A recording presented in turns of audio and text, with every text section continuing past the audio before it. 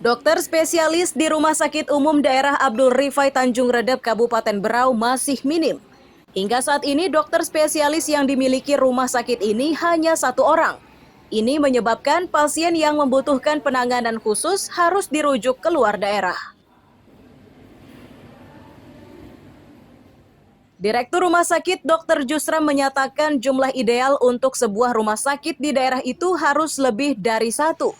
Saat ini pihak rumah sakit juga masih berupaya mendapatkan tambahan dokter spesialis seperti dokter penyakit dalam, bedah, anak, dan dokter urologi. Itu dimaksudkan untuk menyetarakan rumah sakit tipe B.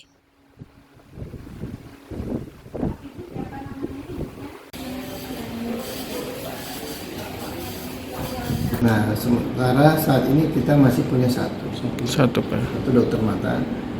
Kami juga berusaha untuk mencari dokter mata yang lain untuk mendampingi dokter mata yang kami punya, dokter Rahat. Dulu kan sebenarnya ada dua, cuma yang dokter Richard itu pindah kembali ke kampung halamannya, ini sudah satu.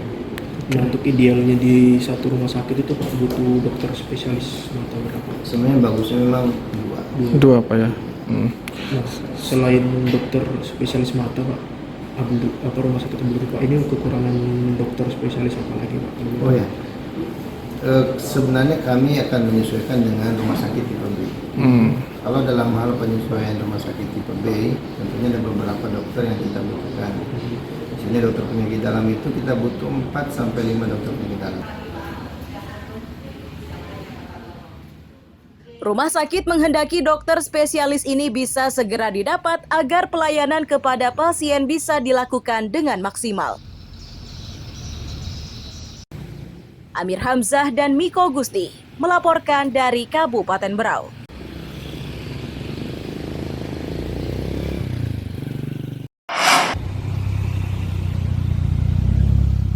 Menggenggam sebuah alat, pria yang dipercaya menjadi juru parkir ini mencatat nomor kendaraan yang parkir di kawasan tersebut.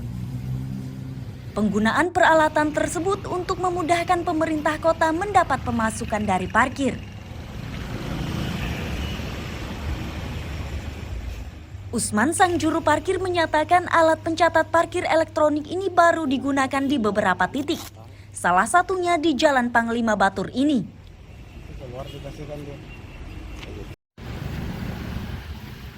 Dengan alat tersebut, pendapatan Usman ditentukan dengan jumlah setorannya ke pemerintah kota. Untuk saat ini, per bulan Usman bisa mendapatkan penghasilan 1,6 juta hingga 3,2 juta rupiah.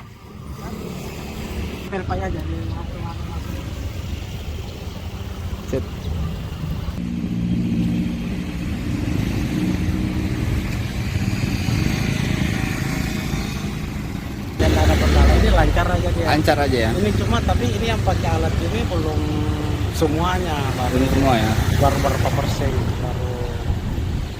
artinya belum berjalan semua dia. Gajinya ada 2 versi dia, ada 16, ada 32. Kok bisa ada dua itu Pak? Bedanya apa tuh Pak? Adanya masalah setoran itu. Sistemnya kalau umpamanya rame naik setoran, kalau sepi-sepi Tapi kita yang rata-rata 75 lah, setoran hitung rata-rata.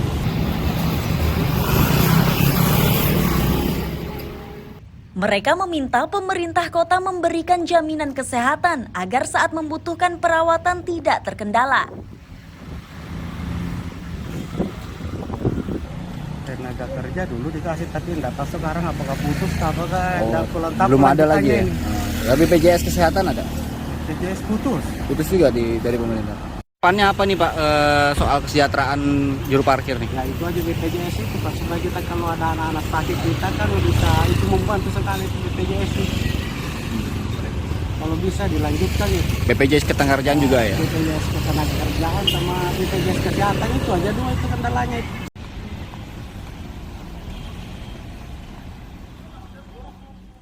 Meski pendapatannya tidak banyak, namun Usman senang karena tidak dikejar-kejar petugas yang menganggapnya juru parkir liar. Amir Hamzah dan Hashim Ilyas melaporkan dari Samarinda.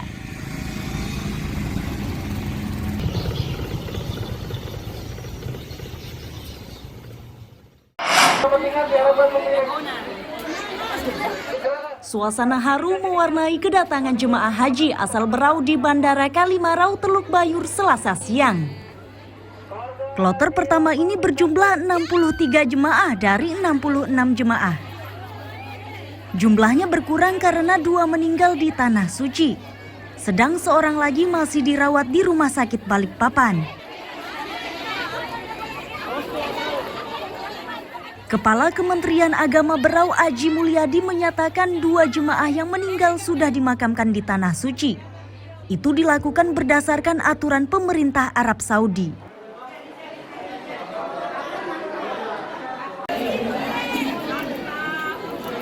Jamaah haji Kabupaten Berau tertibkan satu persatu.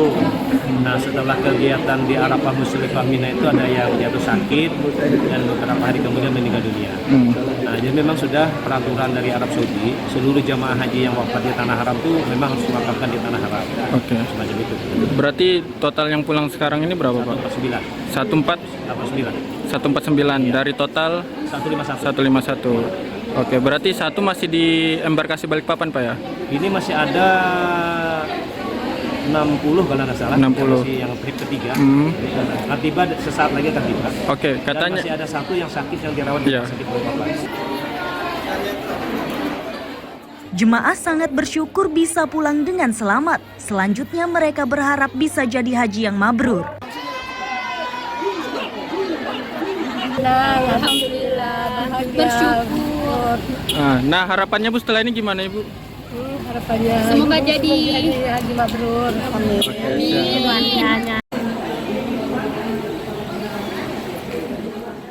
Total jemaah haji asal Kabupaten Berau 157 orang yang terbagi menjadi 3 kloter, yakni kloter pertama 66 jemaah, kloter kedua 25 jemaah, dan kloter 3 66 jemaah.